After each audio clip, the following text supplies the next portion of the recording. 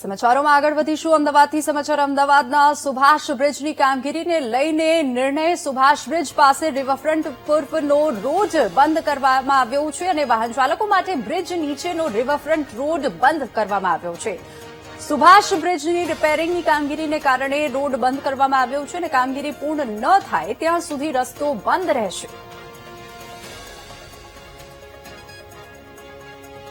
Riverfront પૂર્વનો Sheetal એકવાથી શિલાલેખ સુધીનો road બંધ કરવામાં આવ્યો છે.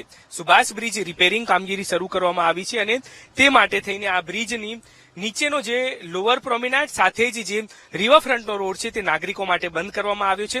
મહત્વનું છે કે સુભાષ બ્રિજની રિપેરિંગની કામગીરી ચાલી રહી છે તે માટે થઈને બંધ રાખવામાં આવ્યો છે. અગાઉ પણ જ્યારે બ્રિજ બંધ કરવામાં આવ્યો, ક્ષતિ દેખાઈ ત્યારે પણ આ રોડ બંધ રાખવામાં આવ્યો હતો અને હવે ફરી એકવાર જ્યારે રિપેરિંગ કામગીરી ચાલી રહી છે ત્યારે જ્યાં સુધી રિપેરિંગ કામગીરી પૂર્ણ ન થાય ત્યાં સુધી હવે આ બ્રિજ નીચેનો જે લોઅર પ્રોમિનાન્ટ અને રિવરફ્રન્ટનો પટ્ટો છે તે બંધ રાખવામાં આવ્યો છે.